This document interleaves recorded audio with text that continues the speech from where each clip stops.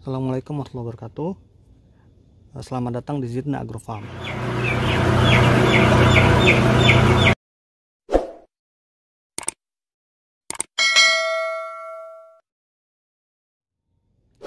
Baik, kembali bersama saya Faris. Pada kesempatan kali ini saya mau sharing bagaimana cara menghitung kebutuhan listrik PLN untuk kandang ayam. Jadi ini sebenarnya pada dasarnya rumus ini bisa digunakan untuk keperluan apapun ya, baik itu rumah tangga ataupun usaha.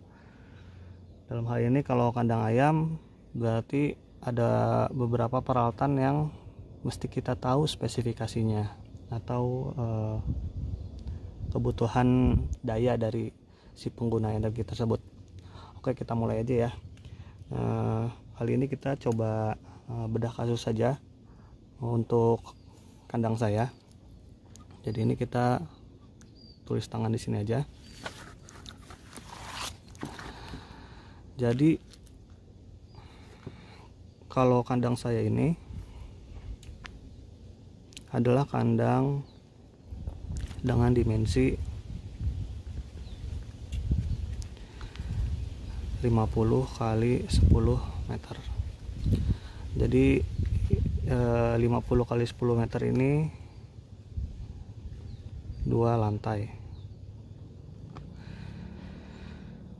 Jadi ada 2 lantai masing-masing, terus juga di setiap lantai ini pengguna energinya masing-masing ya, karena nanti dia panelnya juga masing-masing, satu lantai satu panel. Kemudian nanti ada juga kebutuhan luar kandang.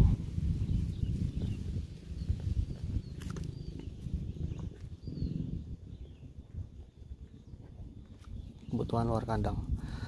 Nah, jadi kalau kita list dulu kebutuhan di kandang itu apa saja.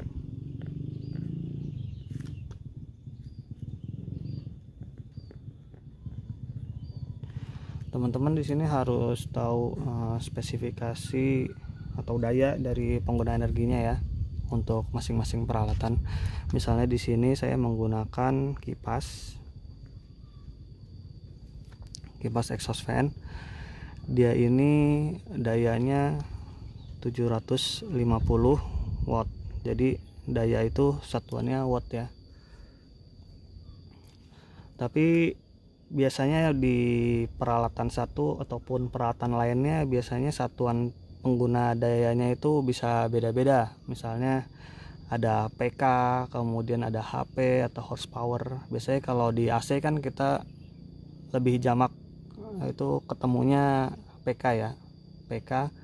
Terus kalau misalnya pompa biasanya pakainya HP atau horsepower. Jadi kalau 750 watt ini konversinya sama dengan 1 PK atau 1 HP gitu.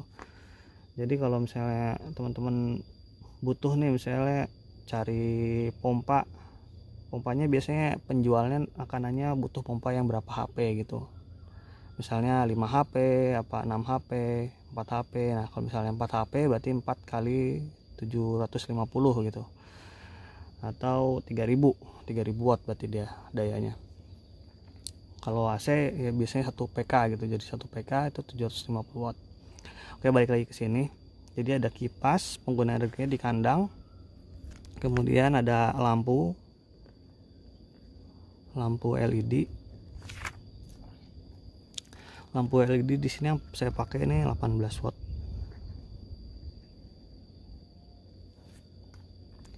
Kemudian ada juga kalau misalnya pakai inletnya itu pakai cooling pad, biasanya akan ada pompa ya. Cuman karena di sini saya inletnya itu masih blong, cuman paranet aja, jadi nggak dipakaikan pompa juga. Jadi ya berarti bebannya hanya kipas dan lampu LED saja gitu. Tinggal dikali jumlahnya gitu. Ya, di sini item, di sini jumlah. Oke, kalau untuk jumlahnya kipas itu saya menggunakan 8 buah kipas. Kemudian kalau lampu itu kurang lebih ada 20 lampu di kandang. Nah ini untuk kebutuhan di kandangnya ya, sekitar segini. Kemudian kebutuhan di luar kandang, nanti tinggal disesuaikan saja teman-teman seperti apa gitu. Kebutuhan di luar kandang itu ya biasanya akan ada pompa ya, terkait dengan sumber airnya. Kalau di saya itu ada pompa, ada 2 pompanya, pompa yang 500 watt dan yang 150. Kemudian ini jumlahnya satu saja. Kemudian ada lampu juga, LED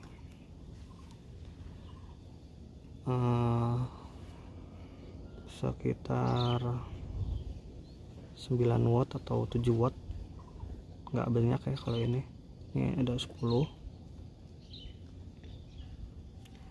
Oh ini maaf, kalau yang lampu LED di kandang itu 20 per lantai ya, kalau ada 2 lantai berarti 40.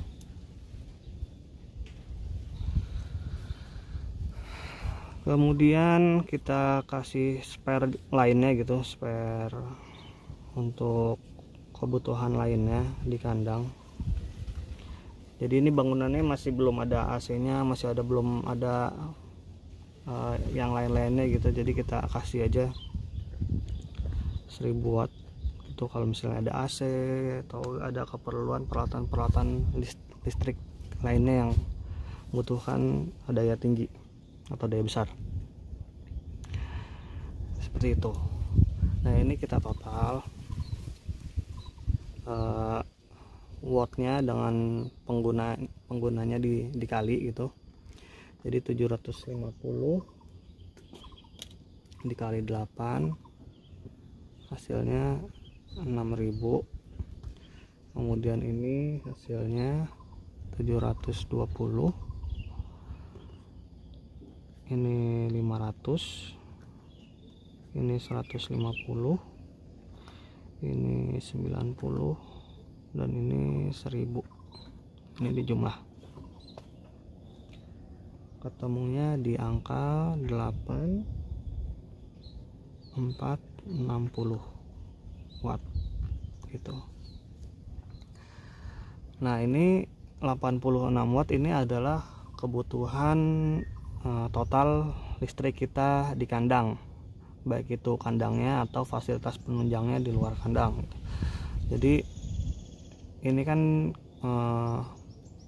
pompa, kipas ini kan nggak akan nyala terus ya gitu, kecuali lampu, mungkin lampu nyala terus selama produksi gitu. Selama produksi tidak nyala terus.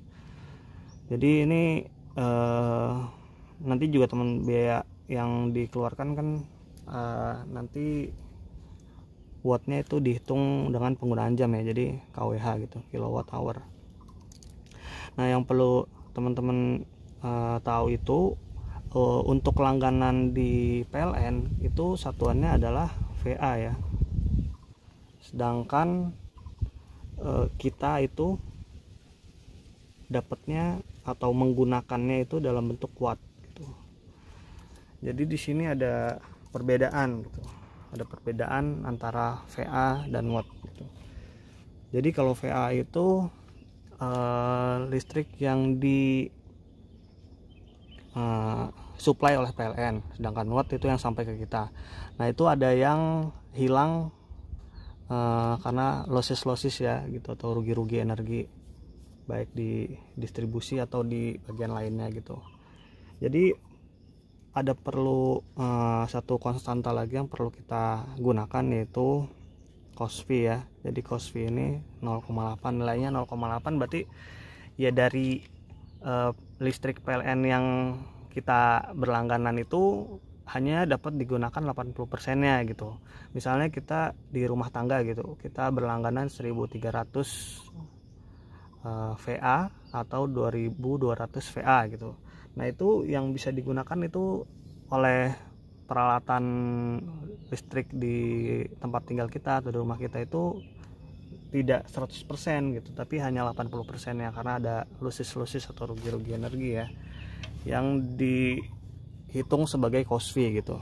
Jadi di sini 8.460 watt ini perlu kita konversi jadi VA gitu. Caranya adalah dengan membagi dengan nilai cost fee-nya, yaitu 0,8. Nah ini ketemunya adalah 10.575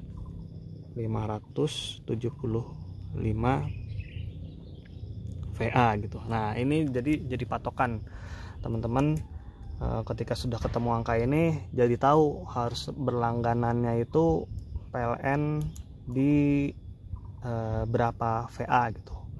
Kalau saya sih langganannya di 16,5 kVA ya, atau 16.500 VA, karena untuk spare aja.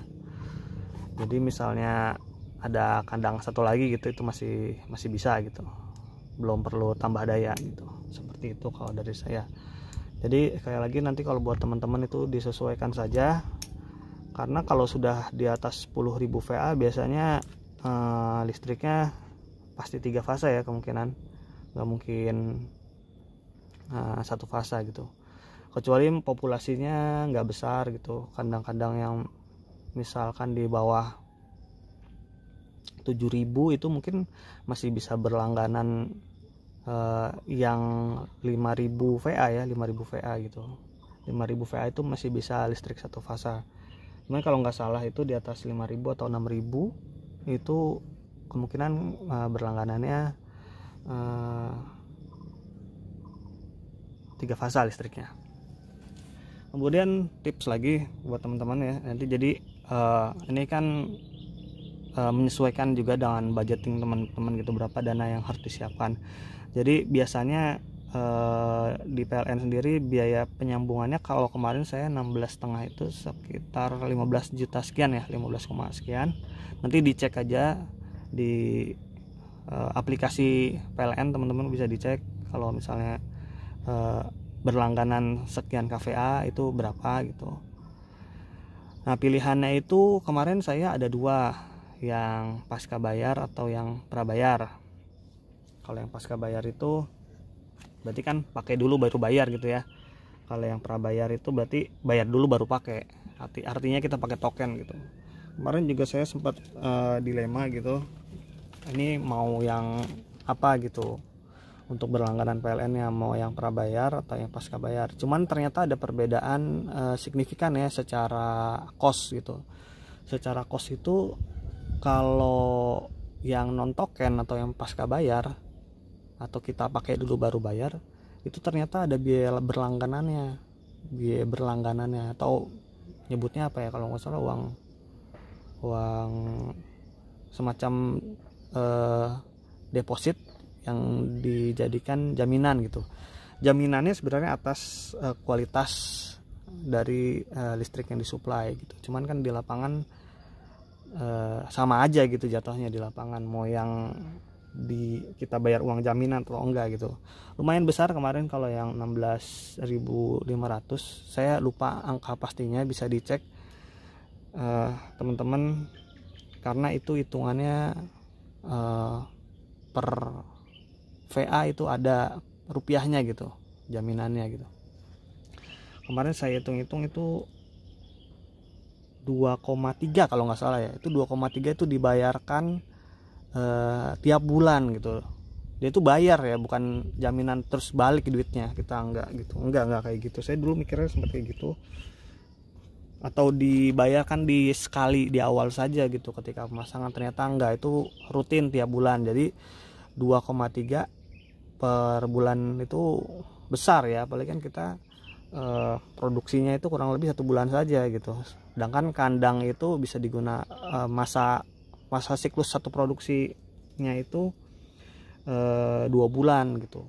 Jadi ada 1 bulan yang kosong, karena sebulannya itu ya masa ini ya, kandangnya diistirahatkan gitu. Itu kan tidak ada aktivitas dan harus tetap bayar gitu. Sedangkan kalau biaya bayar jaminannya itu mungkin juga kurang lebih sama kayak biaya penggunaan listrik kita sama produksi gitu. Jadi Costnya sangat besar dari segi biaya. Akhirnya saya memutuskan pakai token saja gitu, pakai prabayar ya, token, karena ya gampang lah kita bayar listrik ya sesuai penggunaan kita saja gitu. Jadi untuk sementara ini sekian teman-teman. Kalau ada yang ingin ditanyakan bisa di kolom komentar. Saya pamit. Assalamualaikum warahmatullahi wabarakatuh.